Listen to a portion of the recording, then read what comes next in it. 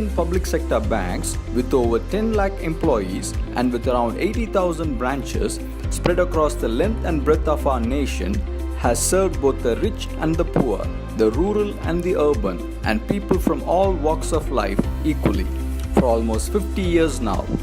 The role of our public sector banks in transforming India from a primitive third world economy to a fast-growing modern economy is very crucial.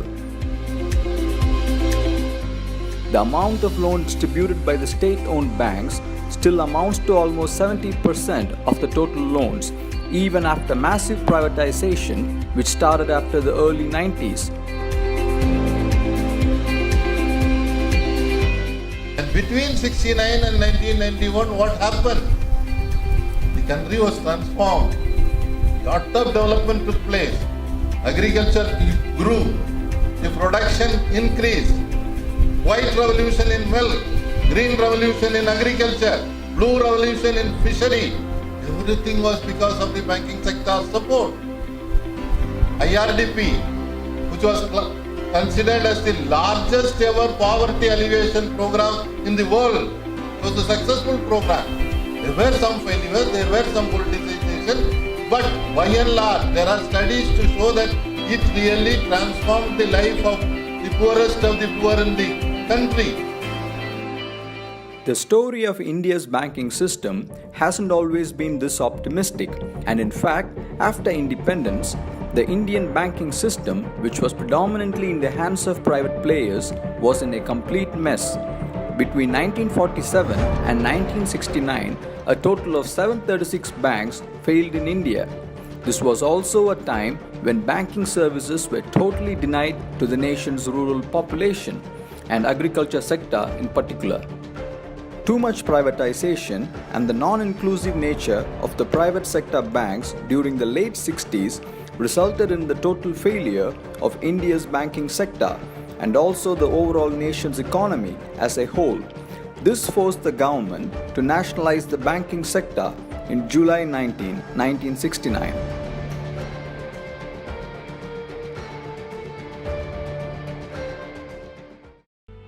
After nationalization, the general public's confidence in our country's banking system improved remarkably, and naturally, they started depositing more and more money in our banks.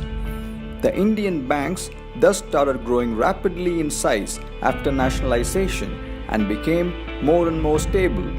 As our public sector banks grew in size, simultaneously, they also propelled the growth of the nation's industries, agriculture, and other key sectors as well.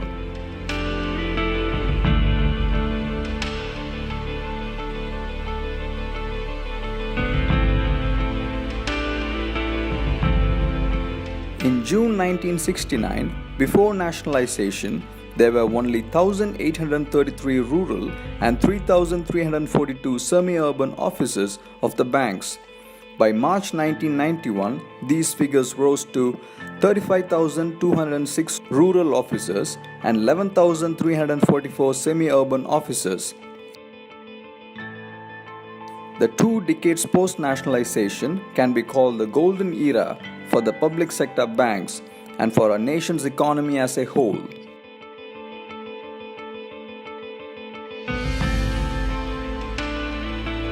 It is the overall public character of our banking system that saved our nation's banking sector during 2009, when the whole world was in a serious economic recession and when the giant international banks were falling down one after the other.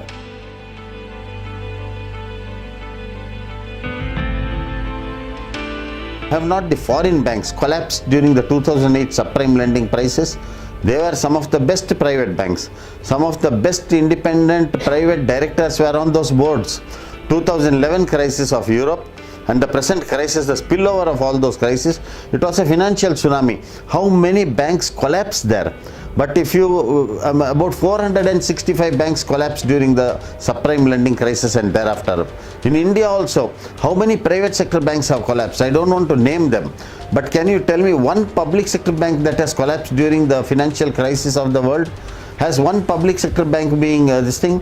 Public sector banks have stood tall Economists all over the world have acknowledged the role of public sector banks, the role, conservative policies of the RBI many a times, the habit of savings of the people, and more importantly, the role played by the trade unions in the country in protecting the public sector character. But today, after the implementation of privatization and aggressive pro-corporate neoliberal policies, the public sector banks are in the middle of a serious crisis. More than ever before, now it is very important to not forget the lessons of the past, to remember what too much unregulated privatization can do to our economy and to the banking sector. The fact remains very clear. Public sector banks are service-oriented and private sector banks are not. This is why it is the public's duty to protect our public sector banks.